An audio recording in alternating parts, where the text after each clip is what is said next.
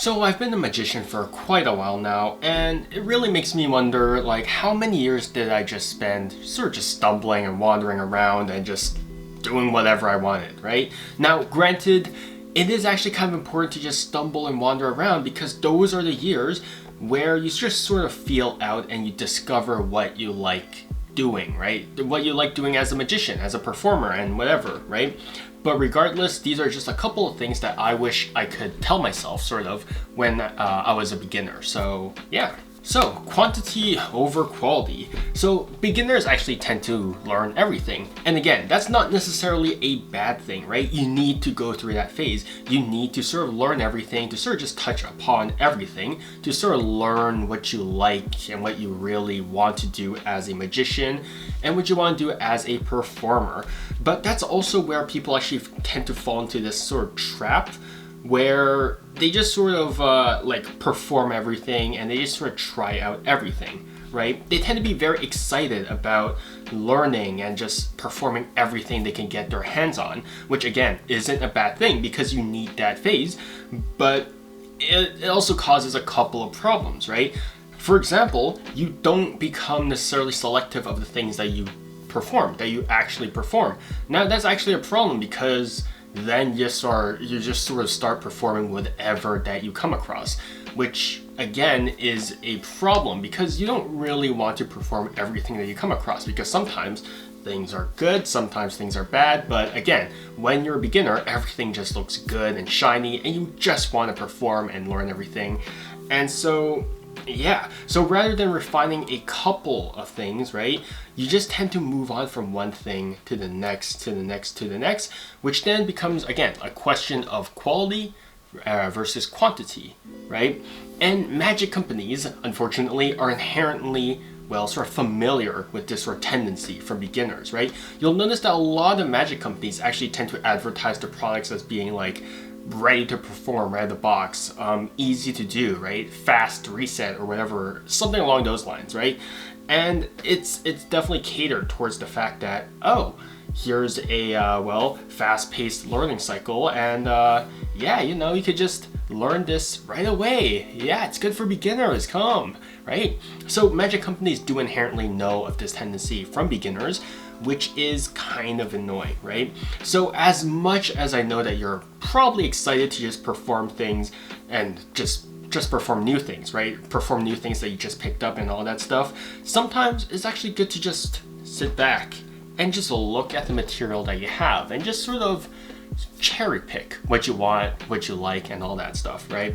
Because again, not everything is inherently good or inherently bad, right? Sometimes you do need to tweak a couple of things to make them, well, that much better. And again, right, I do definitely understand that tendency to be like, yeah, let me just learn everything and perform everything right away.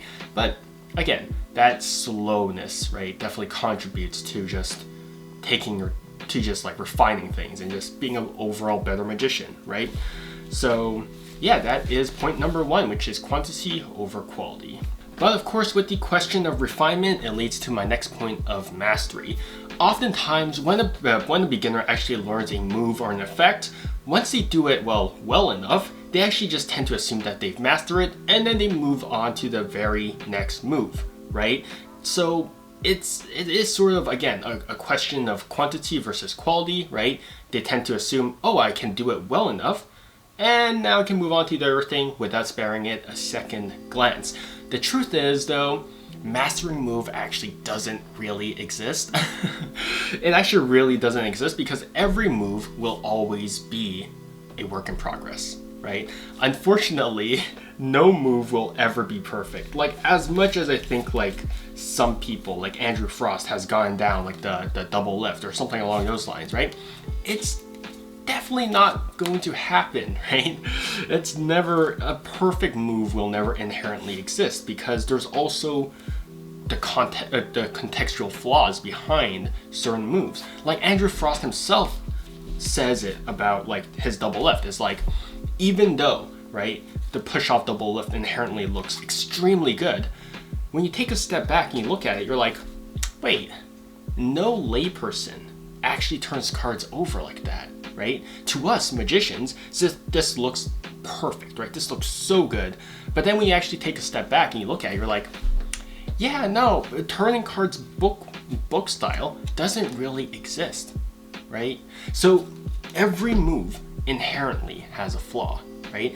Every move, right, that's apparently mastered, right, will always have room for improvement, for refinement, because sometimes it's, well, we're sleight of hand, right? We're trying to achieve perfection with very much so imperfect methods, right? So if you think that you've ever mastered a move, well, don't just stop working on it, right? Keep working on it, or else it'll just stagnate and even actually become worse, right? Like sometimes when I actually stop performing or stop doing a move and I revisit, I'm like, oh wow, I completely borked up the angles, right? I need to constantly, right, refine my technique. I have to constantly revisit techniques, because or else it stagnates and I forget about them, and then bam, muscle memory gone, right? Not that easily, but it does take a while to kick back up. So again, right, just the idea of mastery is sort of not really a thing, right? The idea of doing things well enough does, but again, right, just the idea of doing things over and over and over again, constantly picking out details and all that stuff to refine them, is something that I think every beginner should be aware of. And it's another question of quality versus quantity. For the third point, sometimes, well, magicians fall under the assumption that, well, harder or more complex is better, right? More complex or harder sleights or effects is better. For example, one really good example I think that a lot of people recognize is the clip shift, right? A lot of beginners inherently see the clip shift as this god tier move, this pinnacle of card magic, mainly because it's difficult and it's knacky. It's, well, in my opinion, a very fun move. It's also not very efficient, and it really doesn't make all that much sense from an external reality perspective, right? And then those beginners sort of work towards those certain types of moves, right? Beginners tend to work towards like things like clip shift, there we go, the ambitious riser and all of that stuff. And then they start to abandon just the simple things, right? They tend to sort of neglect, much like I said, right, polishing up the simpler things because they think that they can do them well enough. But the truth is, the simple things can actually be just as strong as the difficult things, right? Not to say that learning difficult things is inherently bad. I do like difficult stuff all the time, but it's just a good reminder to remind people that like simple doesn't mean bad, easy doesn't mean bad, right? And more complex or harder doesn't inherently mean that's good or better than the more simple stuff, right? So take for example something that every professional magician does, the invisible deck, right? The invisible deck is something that everyone does, and it's so simple, but why do people keep doing it? Because it's just that good, right? So again, right, simple, easy doesn't mean bad, right? Everything is just a method, right? Whether you choose like to do like a sleightless version of the invisible, not sleightless, where you choose to do a gimmickless version of the invisible deck, or you choose to do the gimmicked version of the invisible deck, it really doesn't matter, right? Because at the end of the day, you're performing magic for the audience members. And as like just fun as it is to just do magic for yourself, to just be like, yeah, I can do all of this stuff, at the end of the day, you have to remember you're doing magic for the audience members. And although they can appreciate all the complex stuff and all that stuff, or they can't if they don't really know how it works, you have to remember that sometimes the simple things that you don't have to really stress about in terms of method and all that stuff hit the hardest. But again, right, you shouldn't see things as being superior to one another in terms of method, because the method, again, is just a step towards the presentation, towards the end goal of the effect. Again, if a harder method makes the end effect better, then use the harder method. But if a simpler method, which has all the benefits of the harder method, make the same effect, then why not choose the simpler method, right? So that's just another reminder. But you know what makes all the difference between a harder and a more like easier effect? No, it's not something as like simple or as rudimentary as just method, right? But it's everything around that method. It's everything from presentation, structure, theory, all the backbones of an effect. because all these things actually tend to be neglected by by more beginner magicians, right? And honestly, who can blame them, right? Who can blame them for not reading up on theory? Because theory is a lot of dry text, right? It's like reading through a college textbook of dry text. So it's really not like surprising that that happens. And also, a lot of magic theory actually tends to be placed separately from from an effects method, right? So it's really no wonder why people, like, they just see the method and they're like, all right, I'm done, right? They just skip through the theory, because why else would you learn theory when it's separate from the effect, right? When in fact the theory should be ingrained into the description or the explanation of the effect, because then it sort of correlates a lot better. So I do think that inherently magic theory needs to be sort of more appreciated, more ingrained into the method of things, because a lot of methods, again, are built around theory of magicians. But having a base understanding of theory, presentation, structure will actually make all your effects actually better, even though the method is simple. One particular example of this is actually the ambitious card.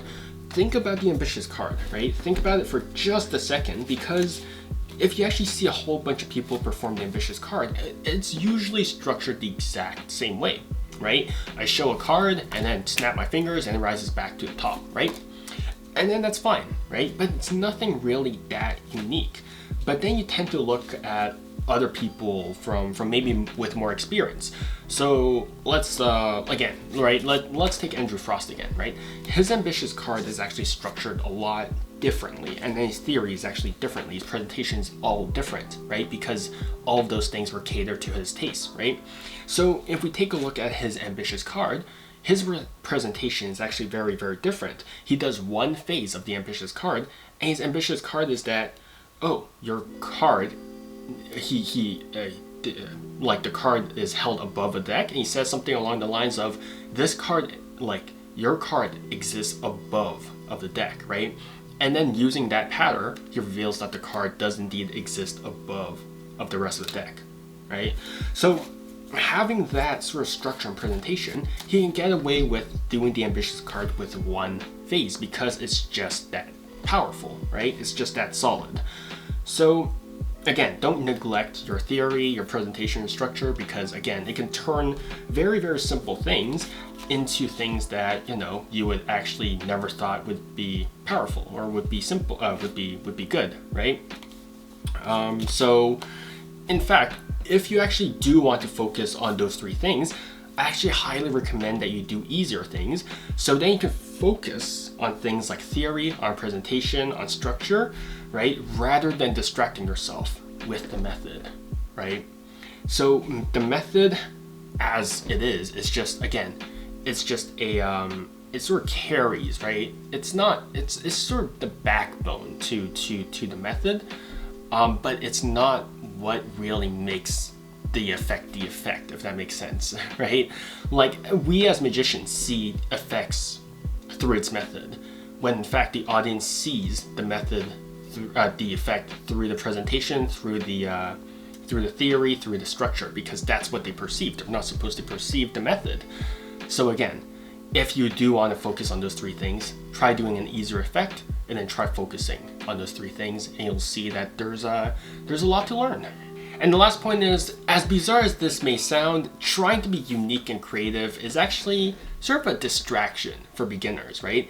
I understand that's a very, very cool prospect to actually leave your mark in the history of magic, but you also have to consider that most things in magic have already been done, right? If you think about it, magic as a whole has existed for so long, right? There's more literature in magic than any other subject, right? Because there's just that many things that people write about, even though some things might be published or republished here and there, right? At the end of the day, a lot of things have already been created, right? So trying to make a new effect or new sleight while you're still a beginner isn't necessarily the best idea, because you lack a lot of foundational skills to actually make those sort of things sort of functional and efficient, right? Not to say that actively trying to be creative or unique is a bad thing. It's actually what keeps magic interesting, right? Because, well, magic as a whole actually has the same sort of rigid pool of creators, right? We keep on having the same creators present new new ideas and all that stuff. So again, having new ideas introduced by new people isn't necessarily a bad thing. But I do think it is more important for beginners to have a basic understanding of sleights and effects and all that theory stuff before tackling anything sort of bigger. Because for me, creativity is sort of an extension of your desires and your personality as a performer. How would you, and I do mean you exclusively, right? Not sort of how would like Darwin Ortiz or how would Derek Dingle or anyone else, how would they present effect? I don't mean that, right? I mean you. How would exclusively you make a certain effect? How would you structure it? How would you sort of go about constructing it, right? And those things sort of do change, right? That mentality of who you are as a performer, how your personality is as a performer, those things change over the years. But by asking those same questions, right? How do you approach this effect? How do you think about this effect? How do you, with your current knowledge, approach a certain effect? So by asking these sort of questions over the years and putting focus on yourself as a creator, I think that's actually how certain effects sort of become uniquely sort of your own creation. Think about Asiwin's A-Can, right? Asiwin's A-Can is sort of unique, right? Sort of unique. Obviously, there's a lot of creators who, not a lot of creators, but there have been other sources that have, right, that have planted the seeds to what Asiwin's A-Can is, right? But at the end of the day, right, that style, that thinking, all comes from Asiwin as a magician himself, right? Those seeds were there, yes, but using his knowledge, using his personality, using his wants as like what is a perfect A-Can, he took all of those and then he created something that is inherently his. Another example is Danny the Ortiz, right? You can try to perform some of his effects and you might even know some of his methods, but Danny the Ortiz makes his effects, right? He makes his effects and presentation for himself, for his, well, sort of sloppy personality and all that stuff. So even if you try to perform it, it'll always lack that sort of pizzazz to it, because at the end of the day, this is all made with the creator in mind, right? They create effects for themselves. They create effects based on their own theory, based on how they act as a performer. All of these things contribute to what makes an effect someone else's, right? To make an effect your own creation, right? So focus on your basics, refine them, and then focus on what you want as a performer, and then it'll just come to you, right? Because all of those things, right? All of those sort of methods, right? All those tiny touches all come from how they wanted to be as a performer, how they wanted to achieve effects, right? How they want certain effects to feel and look. So it's all personal touches that lead to one effect to being another, even though a method might not necessarily be new, right? And those are just 5 things that I wanted to sort of tell beginners, or at least sort of tell myself when I was a beginner. Because when I was a beginner, I was just sort of going around and doing random stuff. And like I said, going around and wandering and exploring, it's not necessarily a bad thing, right? Because again, you need that phase to sort of understand what you want to do as a performer. But if you keep these things in mind, I think it'll actually cut down your wandering time. But at the end of the day, again, it's your time. It is your effort that you are sort of investing. So yeah, if you do want to take these tips into consideration, that's entirely up to you. But yeah, everyone is different. Everyone is different. Maybe you already know what to do as a beginner. Maybe you don't, or maybe you already have solid theory. I don't know. But these are just tips that I wanted to tell myself, if I could, in the past, right? So again, these are just, again, like a sort of personal video, but I do think that they also serve as a good reminder to sort of everyone else that, you know, there's certain things that we should prioritize or not. Again, this is, this is again, very, very personal as well. So yeah. But anyways, if you have any tips that you want to tell yourself if you're a beginner, and other tips that you want to tell to other beginner magicians that don't necessarily involve methods, please type them out in the comments, because I'm curious to see what you would have told yourself in the past with the current knowledge that you have now. But yeah, that's about it. Stay healthy, stay safe, and see you guys next time on the next video.